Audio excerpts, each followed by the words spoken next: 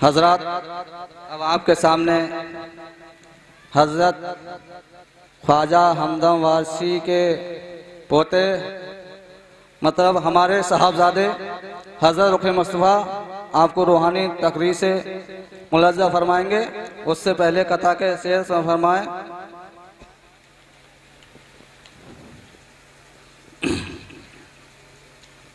दीवाना नहीं था दीवाना बन जाऊंगा, बेशक बेशक। दीवाना नहीं था दीवाना बन जाऊंगा, दीवाना नहीं था दीवाना बन जाऊंगा, समा से जला दे परवाना बन जाऊंगा। वाह भाई वाह, क्या बात। दीवाना नहीं था दीवाना बन जाऊंगा, समा से जला दे परवाना बन जाऊंगा।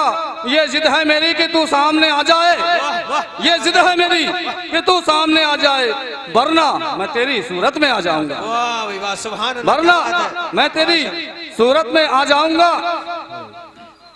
और जमाने को झुका दूं, मुझे वो रंग चाहिए। वाह वाह, जमाने को झुका दूं, मुझे वो रंग चाहिए, कैसे भी हो हालात तेरा संग चाहिए। वाह सुभान अल्लाह। जमाने को झुका दूं, मुझे वो रंग चाहिए, हालात कैसे भी हो तेरा संग चाहिए। और चल दिया है दीवाना तेरा नाम लेकर, दिल को फकीराना उमंग चाहिए, वाह वाह सुभान अल्लाह, क्या दिल को फकीराना उमंग चाहिए। हज़रत रुख मुस्तफ़ा माशाअल्लाह। आए और न तकरीर से मुलाज़ा फरमाए। मेरे रसूल पर जलवा अफरोज मेरे वालिद हज़रत नूरी मियाँ हुजूर शानिया हमदम और दरगाह हमदम वारसी के सज्जादा नशीन हज़रत बिलाल मियाँ हुजूर चिराग बरेली और तमाम खुलफ़ाए राशिदीन और तमाम अहले हज़रात को अस्सलामु अलैकुम व रहमतुल्लाहि व बरकातुहू। रहमतुल्लाहि व बरकातुहू व मग़फ़िरतुहू। नहमदुहु नुसल्ली अला रसूलिल करीम, अम्मा बाद फ़अऊज़ु बिल्लाहि मिनश शैतानिर रजीम, बिस्मिल्लाहिर रहमानिर रहीम। व अम्मा निअमति रब्बिका फ़हद्दिस, सदक़ल्लाहुल अज़ीम। एक बार दुरूद शरीफ पर नज़राना पेश करें। अल्लाहुम्मा सल्लि अला सय्यिदना मौलाना मुहम्मदिन व बारिक वसल्लिम, सलातो व सलाम अलैका या रसूलल्लाह सल्लल्लाहु तआला अलैहि वसल्लम। अल्लाहुम्मा सल्लि अला सय्यिदना मुहम्मद। हज़रत ख्वाजा हमदम बाग वारसी रहमतुल्लाहि ताला अलैह इरशाद फरमाते हैं कि आप जब भी किसी महफिल में बैठा करें जहाँ पर खुदा और रसूल का जिक्र होता है तो दुरूद शरीफ की कसरत ज़्यादा से ज़्यादा करा करें। यानी कि हमदम बाग वारसी रहमतुल्लाहि ताला अलैह ने इरशाद फरमाया कि महफिल में बैठकर दुरूद शरीफ ज़्यादा से ज़्यादा पढ़ें, क्योंकि उन्होंने अपनी किताब में लिखा है कि एक शख्स जो कि हुजूर पर दुरूद नहीं भेजता था तो हमारे उस शख्स के सपने में हमारे नबी आए और आपने उसकी तरफ तवज्जो ना फरमाई तो उसने अर्ज किया, या रसूलल्लाह सल्लल्लाहु ताला अलैहि वसल्लम, आपको क्या हुआ, क्या आप मुझसे नाराज़ हैं जो आपने मेरी तरफ तवज्जो ना फरमाई? तो हमारे आका ने इरशाद फरमाया कि मैं तुमसे नाराज़ नहीं बल्कि मैं तुम्हें पहचानता ही नहीं हूँ। और इसकी वाहिद वजह यह है कि हमारे नबी ने तुरंत ये इरशाद फरमाया कि तुम मुझ पर दुरूद ही नहीं भेजते, इसलिए मैं तुम्हें पहचानता ही नहीं हूँ। इसलिए हमें ज़्यादा से ज़्यादा दुरूद शरीफ पढ़ना चाहिए और हमारे नबी का हुक्म भी ये है कि हम ज़्यादा से ज़्यादा दुरूद शरीफ पढ़ें। बेशक सुभान अल्लाह, माशाअल्लाह। बेशक ख्वाजा हमदम बाग वारसी रहमतुल्लाहि ताला अलैह इरशाद फरमाते हैं कि हमारी सुबह जिंदा है, कि हमारी सुबह जिंदा है, हमारी शाम जिंदा है, हमारी सुबह जिंदा है, हमारी शाम जिंदा है, हमारे दिल के अंदर हमारे नबी का नाम जिंदा है। वाह सुभान अल्लाह, माशाअल्लाह। हमारे दिल के अंदर हमारे नबी का नाम जिंदा है। और आगे फरमाते हैं कि न मरना याद आता है न जीना याद आता है, न मरना याद आता है न जीना याद आता है, न मरना याद आता है न जीना याद आता है, कसम खुदा की मुसलमानों मुझे मदीना याद आता है। कसम खुदा की मुसलमानों मुझे मदीना याद आता है। और ख्वाजा हमदम बाग वारसी इरशाद फरमाते हैं कि आजकल के मुसलमानों का हाल ये है कि अगर आप किसी मुसलमान को लें और उससे पूछें कि हमें नबी का हुक्म बताइए कि नबी के हुक्म क्या क्या हैं, नबी ने क्या क्या हुक्म दिए हैं, तो वो इंसान चुप हो जाएगा और खामोश हो जाएगा। और अगर उससे ये पूछा जाए कि अच्छा ये बताओ कि नमाज कि अजान इतनी लंबी क्यों कही जाती है, तो इंसान का जवाब सीधा ये होता है कि अजान नमाज का बुलावा है। तो ख्वाजा हमदम पाक वारसी इरशाद फरमाते हैं कि अजान नमाज का बुलावा नहीं है, अजान नमाज का बुलावा नहीं है, बल्कि अजान तो नबी का हुक्म है, उसमें नबी के 3 हुक्म हैं। ख्वाजा हमदम पाक वारसी इरशाद फरमाते हैं कि उसमें नबी के 3 हुक्म हैं, इसलिए वो इतनी लंबी कही जाती है। अगर अजान नमाज का बुलावा होती तो सिर्फ इतना होता कि हैया अलल सलाह, हैया अलल सलाह, हैया अलल फलाह, हैया अलल फलाह, आओ नमाज की तरफ, आओ नमाज की तरफ, आओ भलाई की तरफ, आओ भलाई की तरफ। लेकिन अजान इतनी लंबी इसलिए है क्योंकि ख्वाजा हमदम पाक वारसी इरशाद फरमाते हैं कि अजान इतनी लंबी इसलिए है क्योंकि उसमें नबी के 3 हुक्म हैं। और वो 3 हुक्म क्या क्या हैं? तो फरमाते हैं कि पहला हुक्म अल्लाहु अकबर, अल्लाहु अकबर, अल्लाह सबसे बड़ा है, अल्लाह सबसे बड़ा है। हमारे नबी ने हमें हुक्म दिया कि तुम इस पर यकीन रखो कि अल्लाह सबसे बड़ा है और अल्लाह एक है, उसका कोई शरीक नहीं। और अजान की दूसरी सदा आती है अशहदु अल्ला इलाहा इल्लल्लाह, तो फरमाया कि इसका तर्जुमा यह है कि मैं गवाही देता हूँ कि खुदा एक है, कि मैं गवाही देता हूँ कि खुदा एक है। और तीसरी सदा आती है अशहदु अन्ना मुहम्मदुर रसूलुल्लाह, तो इसका तर्जुमा ये है कि मोहम्मद अल्लाह के रसूल हैं। तो हमारे नबी ने फरमाया कि ये मेरे 3 हुक्म हैं, इन 3 हुक्मों को मानो। तो ख्वाजा हमदम पाक वारसी इरशाद फरमाते हैं कि इन हुक्म पर अमल करो, जो इन हुक्म पर अमल करता है उसी के लिए नमाज है और किसी के लिए नमाज नहीं। अजान नमाज की दावत खास है। ख्वाजा हमदम पाक वारसी ने इरशाद फरमाया कि अजान नमाज की दावत खास है, वो खास दावत है जो इन 3 बातों को मानता है उसके लिए नमाज है, उसकी नमाज होती है। और फरमाते हैं कि जो लोग जल्दी जल्दी नमाज पढ़ते हैं उनकी नमाज हशर के मैदान में उनके मुंह पर मार दी जाएगी। वाह क्या बात है। उनकी नमाज उनके हशर के मैदान में मुंह पर मार दी जाएगी। इसलिए ख्वाजा हमदम पाक वारसी इरशाद फरमाते हैं कि इन 3 हुक्मों पर अमल करो। और मेरे नबी के हुक्म की शान ये है, मेरे नबी के हुक्म की शान ये है, मेरे नबी फरमाते हैं कि इन 3 पर अमल करो, इन 3 पर अमल करो, और जो इन 3 पर अमल करेगा वो दुनिया में छा जाएगा, निराला हो जाएगा।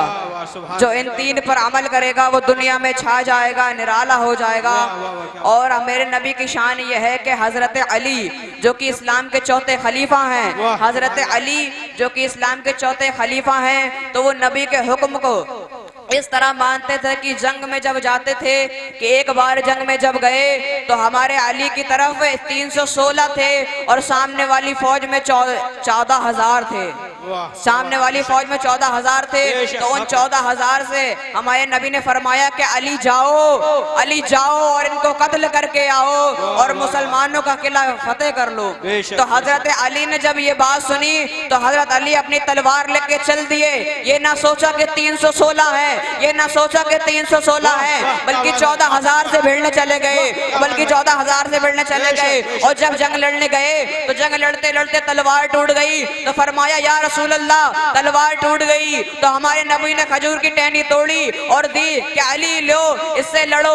और ये नहीं पूछा कि ये टहनी खजूर की है, जब तलवार टूट गई तो टहनी कैसे टूट जाएगी। हज़रत अली ने तलवार ली और लड़ने चले गए।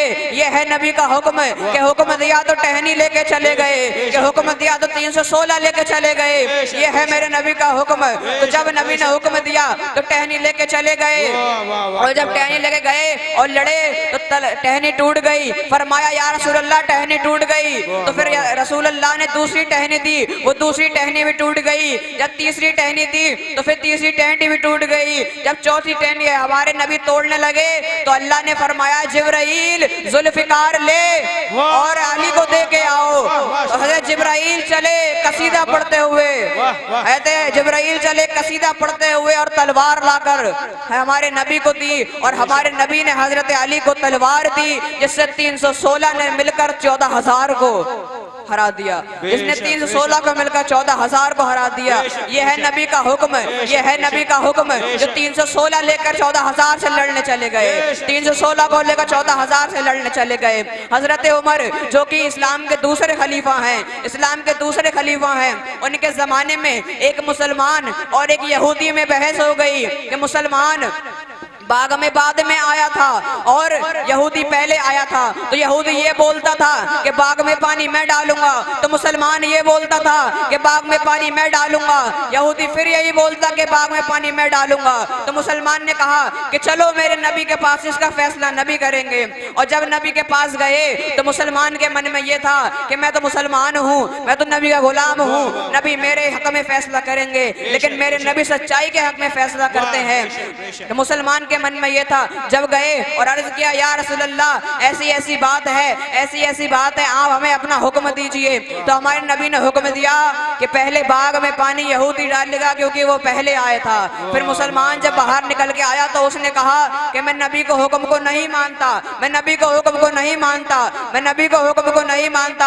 आओ हज़रत उमर के पास चलते हैं। जब हज़रत उमर के पास गए तो हज़रत उमर को सारी बात बताई। तो हज़रत उमर अपने घर में गए और तलवार निकाल के लाए और मुसलमान का सर कलम कर दिया और फरमाया जो मेरे नबी के हुक्म को नहीं मानता वो इस दुनिया में जीने के लायक नहीं, वो इस दुनिया में जीने के लायक नहीं, वो इस दुनिया में जीने के लायक नहीं।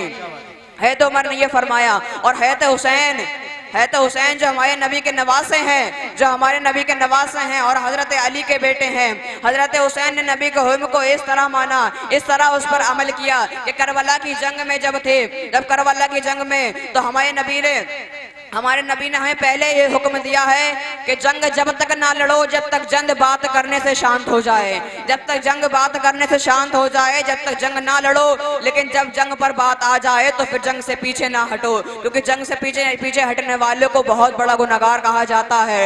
हमारे नबी ने यह फरमाया। तो हज़रत हुसैन करबला के मैदान में जहाँ सर कटने का डर था वहाँ पर हज़रत हुसैन ने नबी के हुक्म पर अमल किया और यजीद से कहते रहे कि जंग अभी नहीं होगी, जंग अभी नहीं होगी, जंग अभी नहीं होगी। तो हज़रत हुसैन जब तक बात करने से मामला शांत हुआ तो मामला शांत कराया, लेकिन जब मामला शांत नहीं हुआ तो हज़रत हुसैन शांत बैठ गए।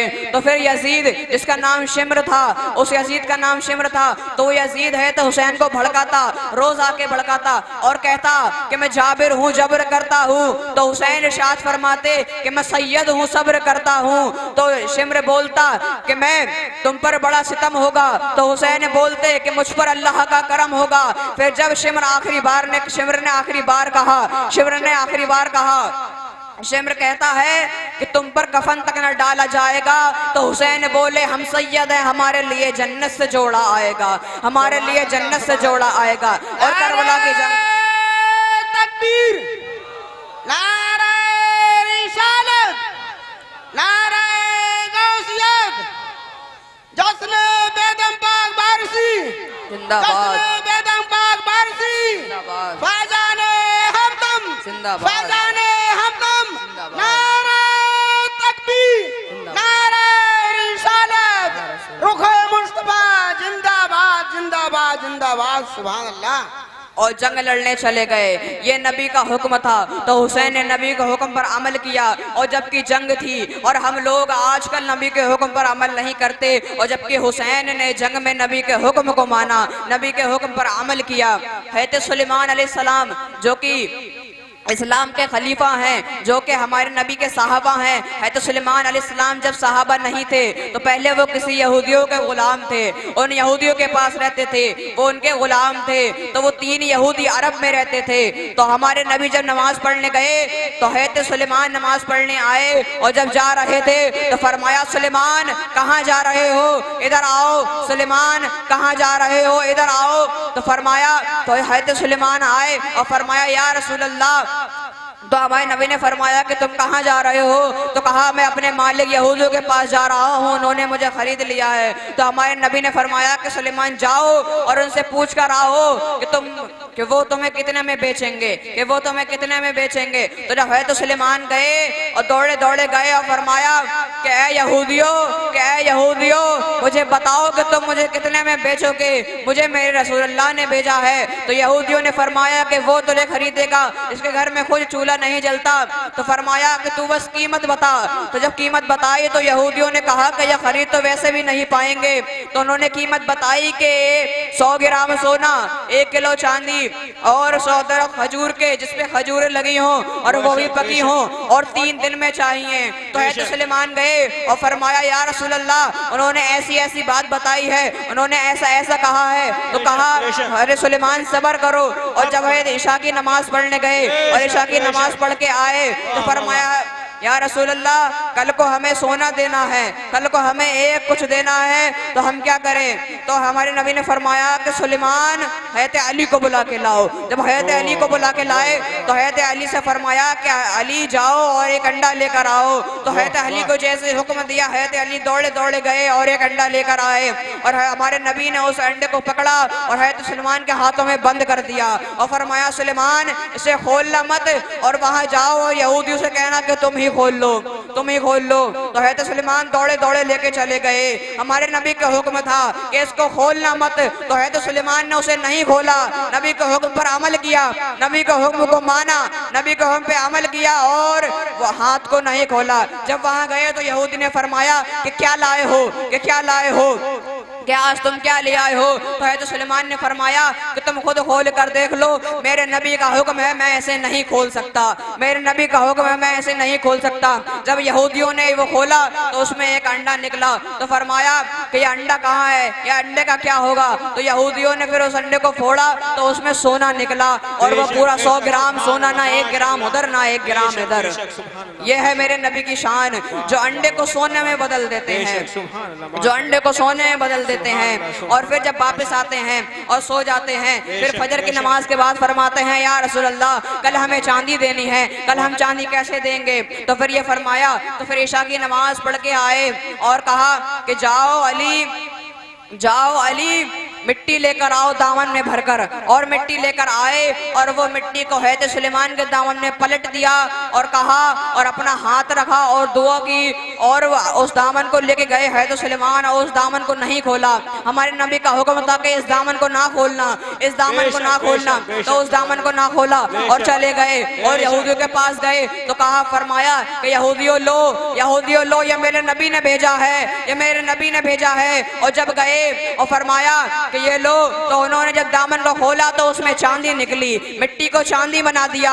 ये है मेरे नबी की शान, ये है मेरे नबी की शान, मिट्टी को चांदी बना दिया, चांदी निकली। तो फिर चांदी को तोला तो 1 किलो चांदी, ना 1 ग्राम इधर ना 1 ग्राम उधर, पूरी 1 किलो चांदी थी। फिर हज़रत सुलेमान चले गए और फरमाया या रसूल अल्लाह, कल दरख्त देने हैं, कल 100 दरख्त खजूर के देने हैं जिन पे खजूर लगी हों और खजूरें पकी हों और वो उन्हें चाहिए। तो हमारे नबी ने फरमाया कि अली जाओ और 100 गुठली लेके आओ, 100 गुठली ले आओ, चाहे वो आधी हो चाहे पूरी। जब हज़रत अली गए और गुठली ले आए और जब हमारे नबी खेत में गए और कहा कि हज़रत अली तुम गड्ढा करो, हज़रत अली गड्ढा करते, हमारे नबी गुठली डालकर और हज़रत सुलेमान बंद कर देते और बंद करके चले गए। और जब बंद करके गए और सुबह को फजर की नमाज पढ़ के आए और कहा कि सुलेमान जाओ और देख कर आओ। जब है तो सुलेमान गए तो एक रात के अंदर खजूर के लंबे लंबे दरख्त लहरा रहे थे, उन पे खजूरें भी लगी थी और वो भी पकी थी। है तो सुलेमान ये देख कर हैरान रह गए और फरमाया या रसूल अल्लाह, या रसूल अल्लाह, मैं यहूदियों को बुला के लाता हूँ। जब यहूदियों को बुला के लाए तो यहूदी ये देख कर हैरान रह गए कि 3 दिन में हमें इन्होंने खजूर भी दे दी और दरख्त भी दे दिए। ये देखकर हैरान रह गए। तो जिन हमारे नबी के हुक्म का अमल तो खुदा भी करता है कि हमारे नबी ने हुक्म दिया तो खुदा ने एक रात के अंदर 100 दरख्त खजूर के उगा दिए, 100 दरख्त खजूर के उगा दिए। ये है मेरे नबी का हुक्म, मेरे नबी का हुक्म ऐसा है, मेरे नबी का हुक्म ऐसा है। और हज़रत बिलाल जो कि इस्लाम के खलीफा हैं, इस्लाम के खलीफा हैं और मेरे नबी के साहबा हैं, जब एक बार वो भी वहाँ पर यहूदियों के पास गुलामी में थे तो हमारे नबी जब उन्हें लेके आए और कहा बिलाल मक्के की छत पर खड़े हो और आजान दो। जब ये हुक्म दिया तो हज़रत बिलाल खड़े हो गए और अजान दी तो गले से आवाज ऐसी निकली जैसे कोयल की आवाज हो। तो हमारे नबी ने फरमाया, ये नबी का हुक्म था कि खुदा से फरमाया, तो बिलाल की आवाज को बदल दिया, सुलेमान को खरीद लिया, सुलेमान के लिए दरख्त उगा दिए, सुलेमान के लिए दरख्त उगा दिए। यह है मेरे नबी का हुक्म। और यहूदी जो आजकल ये सोचते हैं कि हम तो कुछ भी कर लेंगे, ये यहूदी इतने अमीर क्यों होते हैं, तो ख्वाजा हमदम पाक वारसी इरशाद फरमाते हैं, अपनी किताब में लिखते हैं कि यहूदी इतने अमीर और इतने इसलिए होते हैं क्योंकि उन यहूदियों से जब एक मुसलमान ने पूछा कि तुम इतने अमीर क्यों होते हो, तो यहूदियों ने फरमाया कि हम एक काम ऐसा करते हैं, 3 काम हमारे ऐसे हैं जिससे हम इतने अमीर होते हैं। तो पूछा क्या है वो काम, तो यहूदियों ने बताया कि हम बचपन से ही आला से आला तालीम हासिल करते हैं, और दूसरी बात हम अपने बच्चों को बचपन से ही तालीम देते हुए चलते हैं, और तीसरी बात हम पूरी दुनिया में एक दूसरे से कनेक्ट रहते हैं, एक दूसरे से कनेक्ट रहते हैं। तो जब ये पूछा तो कहा ये तुम्हें किसने बताया, तो यहूदियों ने कहा कि ये मेरे नबी, यहूदियों ने बताया कि ये तुम्हारे नबी ने कहा है, ये तुम्हारे नबी के हुक्म है, उस पर हम अमल करते हैं तो हम इतने अमीर हैं, जबकि हम तुम्हारे नबी को नहीं मानते। तो उन्होंने नबी के हुक्म पर अमल किया तो वो इतने शान वाले हो गए, और अगर हम नबी पर हुक्म कर ले तो हम कितनी शान वाले हो जाएंगे। जब दूसरे नबी के हुक्म पर शान वाले हो रहे हैं, जब दूसरे नबी के हुक्म पर शान वाले हो रहे हैं, तो हम नबी के हुक्म पर शान वाले क्यों नहीं होते। ख्वाजा बेदम पाक वारसी इरशाद फरमाते हैं अपने कलाम में कि बेदम मेरी किस्मत में सजदे हैं इसी दर के, बेदम मेरी किस्मत में सजदे हैं इसी दर के, छूटा है ना छूटेगा संगे दरे जाना ना।